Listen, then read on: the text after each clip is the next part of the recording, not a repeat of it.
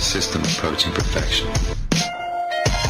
We'll walk deeper into the belly of the beast if it means I'm able to... All right, it's Danny from the Crypto Show, and I'm here with Jimmy Song, great guy.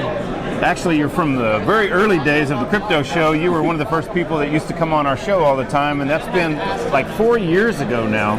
5 years ago. Yeah, 5 years ago. Yeah, a little over 4 years anyway, almost 5. But you know, one of the most interesting things that you talked about early on that really piqued my interest was colored coins. Yeah. Can you explain what colored coins are? Well, so at least when we started it was sort of a way to make an asset available on the blockchain, right? So you could have digital bearer instruments that could go on the Bitcoin blockchain. So you could have stocks or bonds or something like that, and you could distribute it.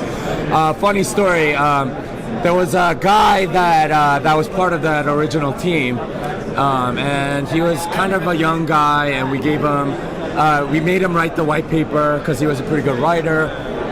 And we had some disagreements, so he decided to leave the project, and he wanted to start his own.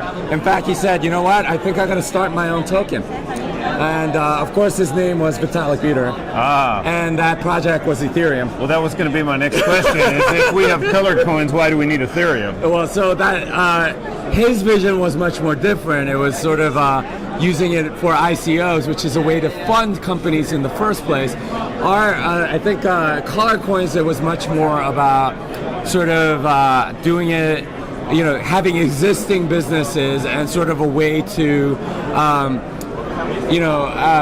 cut out the middleman in securities, right? Instead of having investment banks and stuff like that, you could have sort of like asset tracking and stuff in an objective way and get all the security properties of Bitcoin. There's like 5 different color coins protocols. It's more or less splintered over the last 5 years, and none of them are really used that much. Yeah. But it was sort of like, in a sense, a proto-ICO. Right. I think the first concept that you were actually displaying to us was that you could sell your car or actually issue license plates and stuff like that. Yeah, so you could do registries and like have smart assets on the blockchain and stuff. The thing is, like, we were way too early, right? Yeah. And nobody was really interested in doing any of that stuff.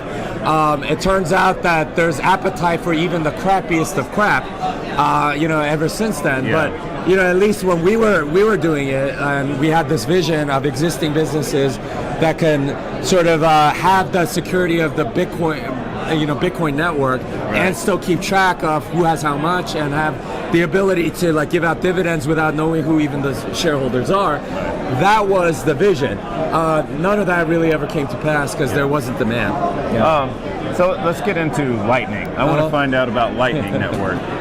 So the Lightning Network is basically batching transactions together, or how explain kind of how that works. Yeah. So think about the Lightning Network is a bunch of payment channels, and you need to understand what a payment channel is in order to understand the Lightning Network. Right. So a payment channel is something like this.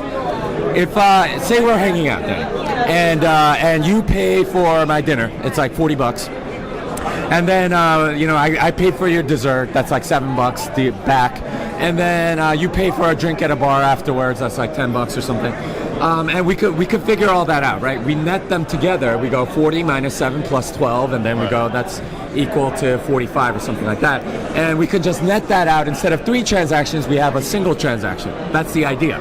And if we did a lot of business like that, and we have thousands of transactions, it's really one. Right. So on a ledger, you have a single transaction, but it represents hundreds. Now, our payment channel only works if you and I are doing business all the time. Right.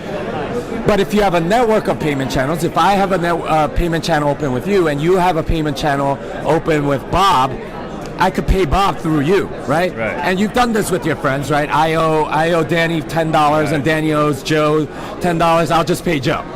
It's kind of like that. But you could chain that and have a whole network of that. And that's more or less what a Lightning Network is that you can pay through sort of like these channels, and they're all secure. Okay, yeah, so it's a trusted network of people that are pooling their transactions. How does that differ from BIP47? I mean, is that just more of a 101? Yeah. So BIP47 is pretty different. It's a payment protocol.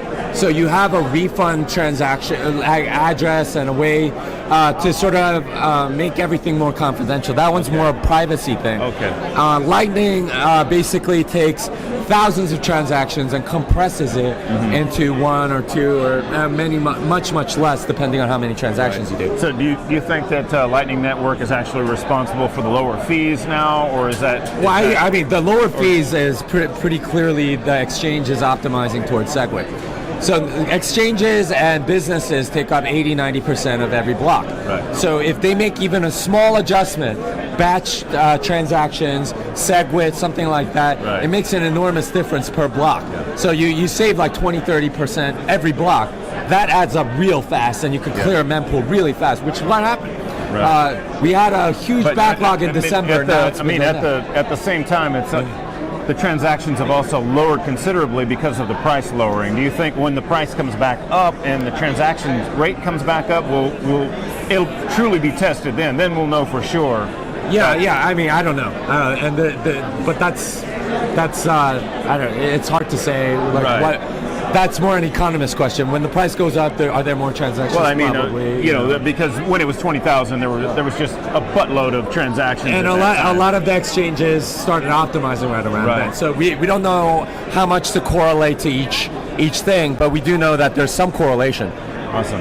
Yeah. So one other thing would be you're doing some training. You're training for coding. Yeah. What's that about? So I train developers how to code Bitcoin, basically. Okay.